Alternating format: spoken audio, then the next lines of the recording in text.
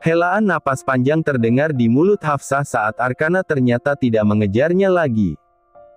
Hafsah menepuk jantungnya yang masih berdetak kencang.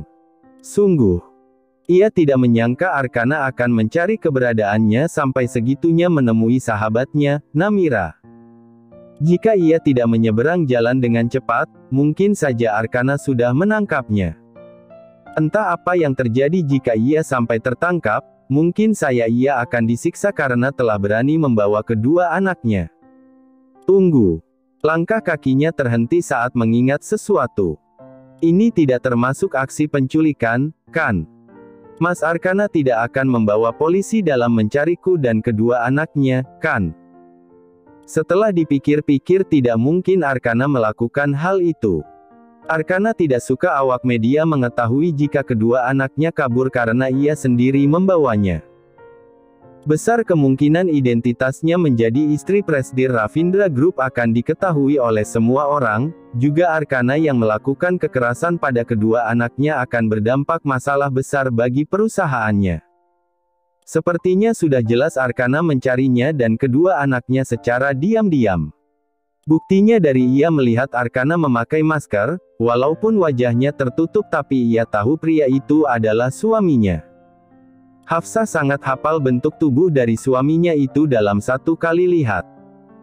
Untuk saat ini Hafsah masih aman karena identitasnya yang menjadi istri Arkana belum diketahui oleh publik. Tidak sia-sia ia dulunya sebelum menikah dengan Arkana meminta jika pernikahan mereka diadakan secara rahasia saja dan jangan sampai publik tahu. Ia sampai saat ini masih bisa hidup normal.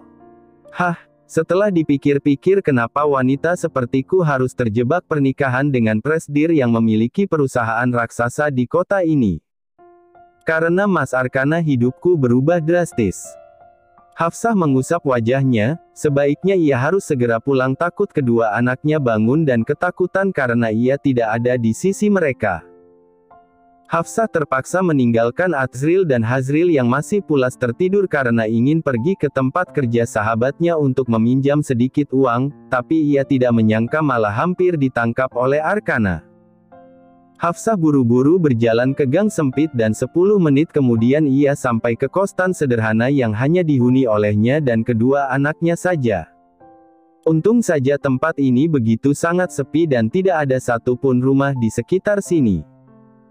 Dulu saat ia kuliah pasti gang sempit ini akan sangat ramai para pemuda yang nongkrong dan selalu menggodanya, walaupun akhirnya ia sendiri memukul mereka hingga ia pernah disebut preman di daerah ini. Mengingat kelakuannya dulu membuatnya tanpa sadar tertawa. Assalamualaikum, salam Hafsah sambil membuka pintu. Dia berjalan masuk ke dalam dan bibirnya tersenyum melihat kedua anaknya yang baru saja terbangun. Terlihat mereka berdua masih menguap dan mengucek kedua matanya. Sangat menggemaskan melihat kedua malaikat kecilnya ini baru terbangun. Waalaikumsalam, Bunda. Bunda udah dari mana? Bunda dari luar cari angin sayang. Hazril mengangguk lalu meminta bundanya untuk menggendongnya. Rambut panjangnya yang sebatas pundak terlihat berantakan membuat Hafsah segera mengikat rambutnya itu. Bagaimana tidur kalian berdua? Kalau Lil nyenyak Bunda. Kalau Abang El gimana? Atsril berdiri dari atas karpet sambil memeluk bantal yang sejak malam menemani tidurnya. Dia mengangguk sambil menggerakkan jari jemarinya. Bunda apa yang Abang El katakan? Kata abangmu dia tidur nyenyak karena Bunda memeluknya. Lil mau belajar bahasa isyarat Bunda agar Lil bisa tahu apa yang Bang El katakan. Nanti Bunda ajarin ya. Kalau sekarang Lil mengobrol sama Bang El lewat notebook aja. Anak perempuan itu mengangguk dengan penuh semangat. Sekarang kalian harus mandi. Ndak mau. Airnya pasti dingin.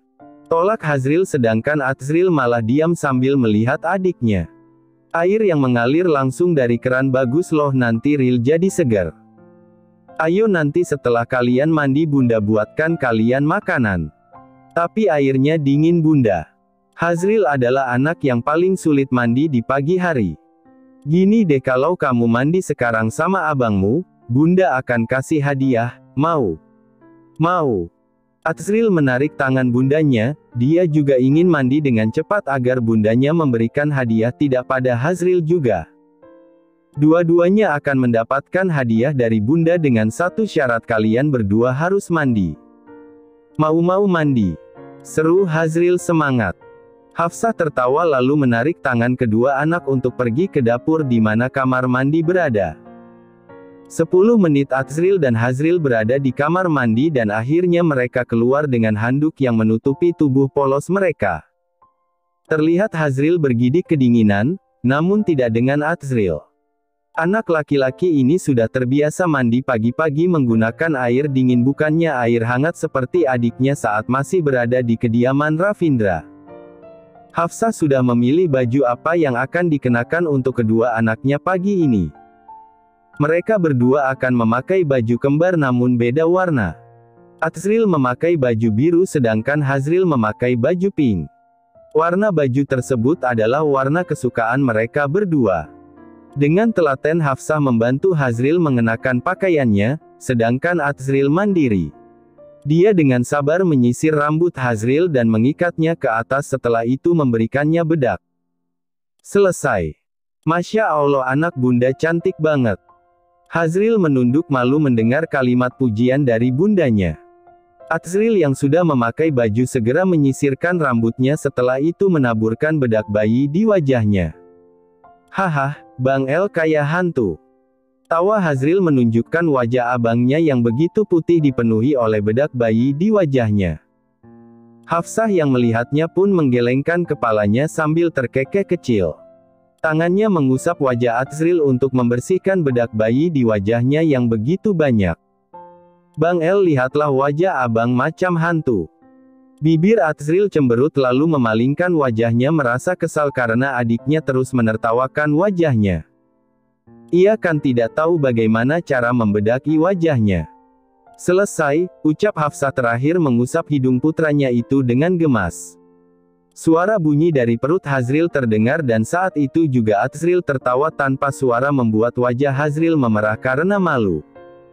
Dia mengusap perutnya yang minta diisi sambil menundukkan kepalanya. Oh perut, kenapa kamu gak bisa diajak kerja sama? Bang El menertawakan, kita tahu. Teriak batinnya, kesal. Sepertinya mereka seri karena sudah dipermalukan di depan bundanya. Kedua anak bunda terutama Ril udah lapar ya. Ayo bunda akan masak. Perkataannya terhenti seakan tersadar jika mereka sama sekali tidak memiliki stok makanan apapun. Kemarin adalah makanan terakhir yang mereka makan dan sekarang sudah habis tak tersisa. Hafsah menyesal karena saat tadi ia keluar tidak pergi ke minimarket untuk membeli makanan. Uang di dompetnya tersisa 500.000 saja. Uang segitu harus cukup entah berapa hari, apalagi ia harus membeli keperluan untuk kedua anaknya terutama kasur. Mana mungkin malam nanti mereka akan tidur dan hanya beralaskan karpet lagi. Bunda akan belanja sebentar di minimarket terdekat, kalian tunggu di rumah dulu. Mau ikut bunda? Potong Hazril. El juga ikut bunda. Atsril berkata dengan bahasa isyaratnya. El, Ril, kita bertiga sedang kabur dari kejaran ayah kalian.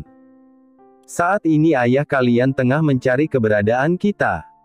Jika kita pergi keluar, bagaimana ayah atau para penjaga yang ayah kalian tugaskan untuk mencari kita menemukan kita? Kalian berdua mau kembali ke rumah? Atsril dan Hazril menggelengkan kepalanya dengan kuat. Kedua mata mereka berkaca-kaca, sudah jelas mereka tidak mau kembali ke rumah yang penuh dengan trauma, apalagi untuk Atsril sendiri. Mereka juga berpikir entah semurka apa ayah nanti jika dia menemukan mereka. Memikirannya pun membuat mereka ketakutan. Tenanglah sayang, kita bertiga sudah aman. Kalian bisa menonton kartun di ponsel bunda sambil menunggu bunda kembali. Tapi bunda, Lil takut di sini. Bang El juga takut. Tadi saat mereka ditinggalkan mereka tak takut karena mereka masih tidur, dan saat terbangun bundanya sudah datang. Hafsah menatap Atsril yang menarik ujung gamisnya. Dia menatap jari jemari Atsril yang memberikan bahasa isyarat. Bunda, gimana kalau El dan Ril pergi pakai masker? Dengan begitu orang-orang tak akan mengenali kami. Bunda juga harus memakai masker. Azril sangat pintar, ia tidak kepikiran sampai ke sana. Kalau gitu kalian bisa ikut Bunda keluar. Kita pergi ke minimarket sekarang, tapi sebelum itu Bunda akan cek isi ATM Bunda. Sepertinya saldo di ATM-nya pernah ia isi seminggu lalu dan sampai sekarang belum pernah ia ambil. Siap Bunda. Hafsah mengambil masker hitam di koper lalu memakaikannya ke kedua anaknya dan juga padanya. Mereka bertiga sudah memakai masker lalu pergi keluar dari kosannya. Sebelum pergi Azril mengambil topi dan memakainya. Dia terlihat seperti model pakaian anak, sangat menggemaskan. Wow, El, kamu sangat keren. Hafsah mengacungkan jempol melihat penampilan putranya yang begitu mengagumkan. Putra dari Arkana sangatlah tampan dan keren, walaupun wajahnya tertutup sekalipun. Melihat bundanya memuji abangnya membuat Azril memanyunkan bibirnya. Dia memalingkan wajahnya ke arah lain merasa iri karena Azril mendapatkan pujian. Mengetahui putrinya cemberut, ia dengan cepat mencium pipi cubi putrinya ini. Bibir Azril seketika tertarik membentuk senyuman indahnya. Tunggu dulu Lil, ada sesuatu yang ketinggalan. Sebelum Hafsah mengunci pintu terlebih dahulu Azril masuk dan saat keluar dia memegang dua topi putih di tangan kanan dan kirinya. Kalau Bang El pakai topi, kita juga harus pakai biar kece. Masya Allah, anak Bunda ini ada-ada saja, tawa Hafsah diikuti kedua anaknya. Hafsah mengambil topi putih tersebut lalu memakaikannya ke atas kepala. Setelah mengunci pintu, Hafsah memegang kedua tangan anaknya lalu berjalan keluar dari gang sempit. Jarak ke jalan raya cukup jauh dan tidak ada taksi maupun ojek di sekitar sini membuat Hafsah khawatir kedua anaknya kelelahan karena terus berjalan. Kalau kalian capek, bicara sama Bunda ya. Azril dan Hazril menganggukkan kepalanya sambil menatap penuh antusias lingkungan sekitar. Ini pertama kalinya mereka jalan kaki dan bisa keluar tanpa ada pengawal yang terus berada di belakang mereka. Selama ini memang Arkana selalu mendisiplinkan kedua anaknya. Mereka tidak boleh pergi kemana-mana dan harus terus di rumah. Arkana melarang mereka keluar karena di luar ada begitu banyak bahaya. Apalagi keturunan Ravindra selalu diincar oleh musuh bisnisnya untuk sebagai ancaman.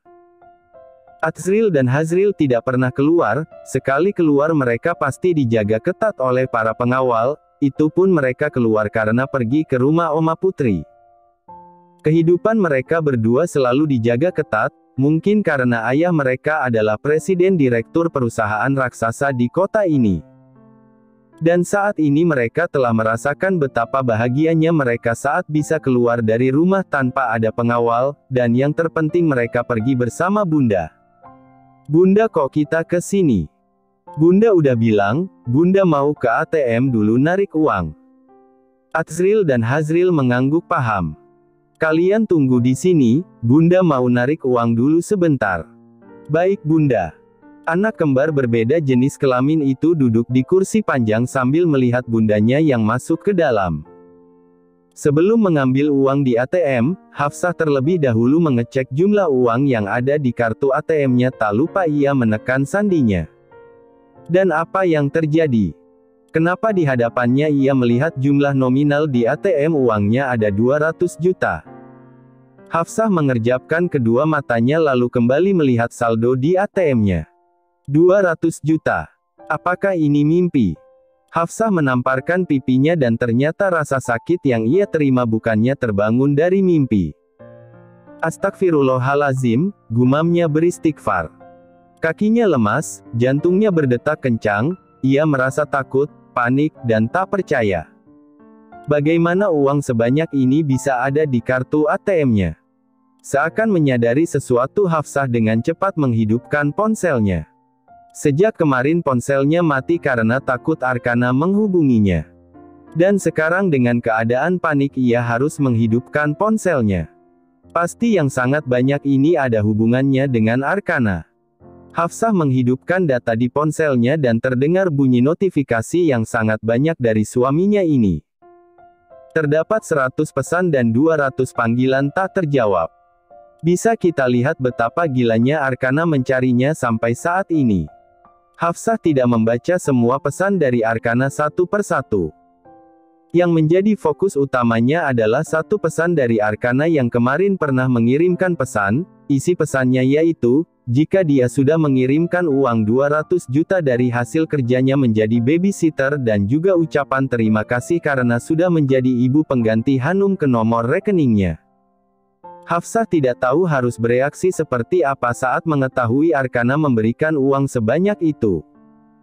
Seumur hidupnya ia tidak pernah memegang uang 200 juta dan kini di kartu ATM-nya bisa-bisanya terdapat uang sebanyak itu.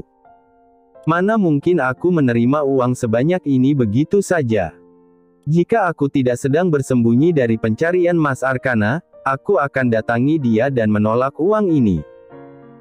Gajianku menjadi babysitter hanya menerima 15 juta, itu pun hanya 1 minggu saja aku mengasuh kedua anaknya, setelah itu aku mengasuh El dan Ril karena mereka sudah menjadi bagian dari ibu pengganti dari anak-anakku.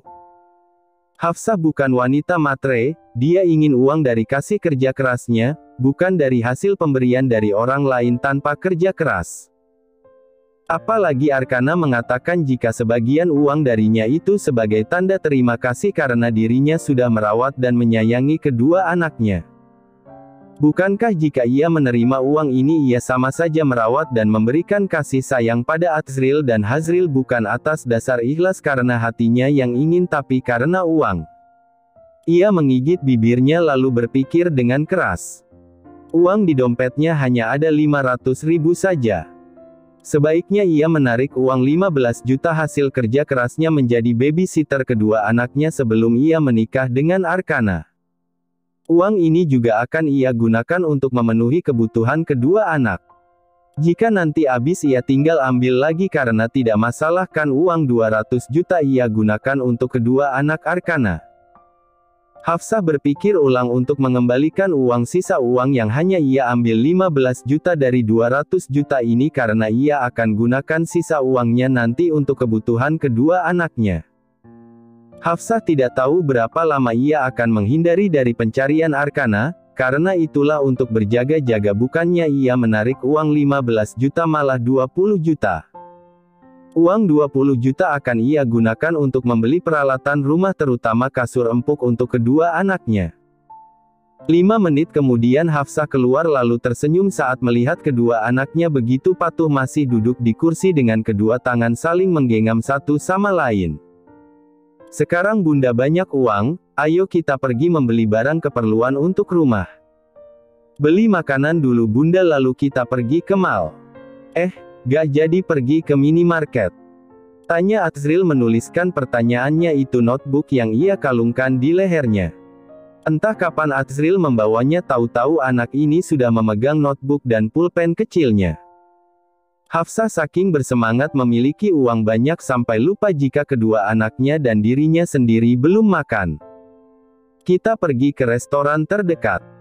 Tapi maaf bunda hanya bisa ajak kalian ke restoran yang murah aja. Ndak apa-apa bunda, mulai hari ini kan Lil harus belajar berhemat, ucap Hazril dengan bahasa kadelnya. Hafsah tersenyum entah apa reaksi Arkana jika melihat kedua anaknya ini menjalani kehidupan miskin bersamanya. Astagfirullahalazim, bisa-bisanya aku memikirkan pria dengan temperamen buruk itu. Hafsah memegang tangan kedua anaknya lalu menyeberang menuju restoran yang menyajikan makanan khas kota kelahirannya ini. Wah bunda di sini ada kerak telur. Teriak Hazril dengan kedua mata berbinar melihat menu kesukaannya. Ril mau pesen kerak telur. Iya bunda. Kalau El, soto Betawi. Tulis Azril di notebooknya.